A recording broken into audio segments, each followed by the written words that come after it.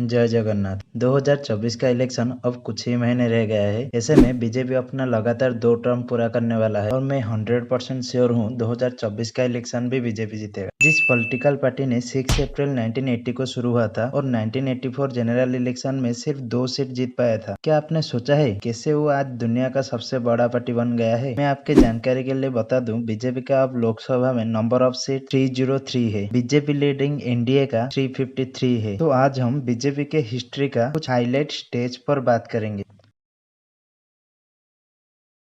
पहले आप डॉक्टर श्यामा प्रसाद मुखर्जी के बारे में थोड़ा सा जान लो। वो कॉन्स्टिट्यूएंट असेंबली का मेंबर रहे थे और स्वाधीन भारत का फर्स्ट कैबिनेट में नेहरू के अंडर में पहला इंडस्ट्री एंड सप्लाई मिनिस्टर भी रहे थे। उन्होंने नेहरू जी का लियाकत पैक्ट ट्रीटी के दौरान अपने पोस्ट से रिजाइन किए थे। लियाकत पैक्ट एक बायलैटरल ट्रीटी है इंडिया और पाकिस्तान के बीच में। उसके बाद 21 अक्टूबर 1951 को डॉक्टर श्यामा प्रसाद मुखर्जी ने आरएसएस के सहयोग से भारतीय जनसंघ नामक एक पॉलिटिकल पार्टी बनाया। इस पार्टी का मुख्य उद्देश्य ये था कि हिंदुओं की कल्चरल आइडेंटिटी का रक्षा करना और कांग्रेस के साथ साथ नेहरू की प्राइवेट मुस्लिम अपॉर्चमेंट पॉलिसी का विरोध करना। भारतीय जनसंघ पार्टी का वो पहले प्रेसिडेंट थे। 1951-52 जनरल इलेक्शन में भारतीय जनसंघ पार्टी सिर्फ 3 सीट ही जीत पाई थी। डॉक्टर श्यामा प्रसाद मुखर्जी कश्मीर को भारत के साथ इंटीग्रेट करना चाहते थे। उनका एक फेमस स्लोगन था, नहीं चलेंगे एक देश में 2 विधान, 2 प्रधान और 2 निशान। फिर उनको आर्टिकल 370 को वायोलेट करने के आरोप में जेल जाना पड़ा था और 23 जून 1953 को उनका देहांत हो गया। उनके बाद पंडित दीनदयाल उपाध्याय ने 1953 से लेकर 67 तक इस दल का प्रेसिडेंट रहे थे, जो कि इस दल का को फाउंडर थे। 1967 में जनसंघ ने 35 सीट जीता था। जनसंघ पार्टी ने नॉन कांग्रेस एफिलिएट के साथ मिलकर हिंदी स्पीकिंग रीजन में द यूनाइटेड लेजिस्लेटिव पार्टी बनाया। पंडित दीनदयाल उपाध्याय के बाद 1968 में अटल जी जनसंघ के प्रेसिडेंट बने। इस टाइम में गो हत्या का विरोध और बंद करना, यूनिफॉर्म सिविल कोड को लाना और आर्टिकल 370 का खत्म करना इस दल का मुख्य उद्देश्य था। अटल जी के नेतृत्व में जब ये दल स्ट्रांग हो रहा था, फिर 1975 को इंदिरा गांधी ने इमरजेंसी लगा दिया था। 21 महीने तक चलने वाली ये इमरजेंसी में लगभग 11,000 अपोजिशन लीडर को अरेस्ट कराया था, जिसमें अटल जी, आडवाणी जी के समेत कई बड़े बड़े लीडर थे। वैसे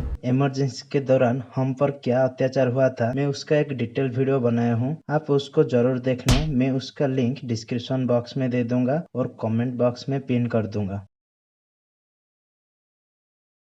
1977 में जनसंघ ने सोशलिस्ट पार्टी, कांग्रेस और भारतीय लोकदल के साथ मिलकर जनता पार्टी बनाई और 1977 में पहली बार भारत में कांग्रेस पार्टी के अलावा कोई दूसरे पार्टी ने सरकार बनाई। जनता पार्टी ने मोरारजी देसाई को अपना पीएम और अटल जी को अपना एक्सटर्नल अफेयर मिनिस्टर बनाया। ये जो अलग अलग रीजनल पार्टी थे, उनका अलग अलग सोच था, तो इन सब दल में कंपैटिबिलिटी का इश्यू देखने को मिला। फिर उनमें से एक पार्टी ने डुअल मेंबरशिप हटाने का चाहता था। फिर जनता पार्टी सेकुलर के नाम से अलग हो गया। इसके बाद जनता पार्टी की सरकार गिर गई। उसके बाद 1980 में फ्रेश इलेक्शन हुआ और जनता पार्टी इसमें बुरे परफॉर्मेंस करते हुए सिर्फ 31 सीट ला पाई। इस बुरे परफॉर्मेंस के बाद अप्रैल 1980 को जनता पार्टी की नेशनल एग्जीक्यूटिव पार्टी मीटिंग बुलाई गई और उसका नतीजा डुअल मेंबरशिप हटाने तक आ गई। फिर जनसंघ के कुछ मेंबर और जो आरएसएस एफिलिएट मेंबर रह चुके हैं, वो सब मिलकर 6 अप्रैल 1980 को बीजेपी यानी भारतीय जनता पार्टी बनाई और अटल जी बीजेपी का पहला प्रेसिडेंट बने।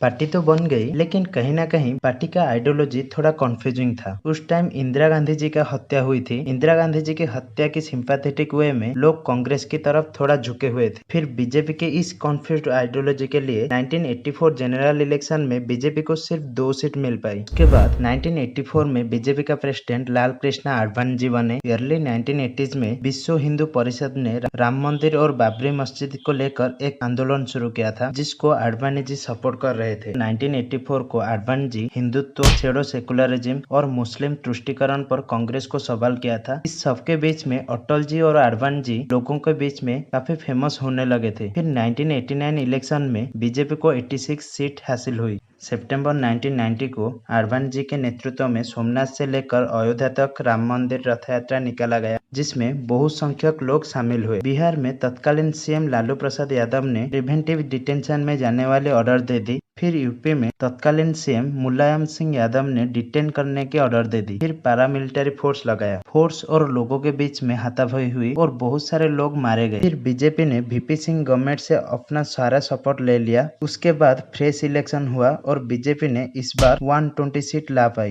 इसके साथ साथ यूपी में बीजेपी की सरकार बन गई। 6 दिसंबर 1992 को आरएसएस और उसके कुछ एफिलिएट ने एक रैली ऑर्गेनाइज की और उसमें विश्व हिंदू परिषद और बीजेपी की 1 लाख से भी ज्यादा एक्टिविस्ट शामिल हुए। फिर ये रैली उग्र हो गई और इसमें शामिल हुए लोगों बाबरी मस्जिद पर हमला करके उसको तहस नहस कर दिया। फिर कई सारे जगह पर हिंदू मुस्लिम दंगे शुरू हो गए। ये सब देखकर गवर्नमेंट ने विश्व हिंदू परिषद को बैन कर दिया, आडवाणी जी और कई सारे बीजेपी के लोगों को अरेस्ट करवा दिया। रथ यात्रा के अलावा 11 दिसंबर 1991 को बीजेपी ने मुरली मनोहर जोशी के नेतृत्व में एकता यात्रा किया था, जो कि कन्याकुमारी से शुरू होकर 26 जनवरी 1992 को लाल चौक में खत्म हुआ था। हम ये कह सकते हैं कांग्रेस ने जो भारत जोड़ो यात्रा किया था वो बीजेपी का एकता यात्रा का एक कॉपी है।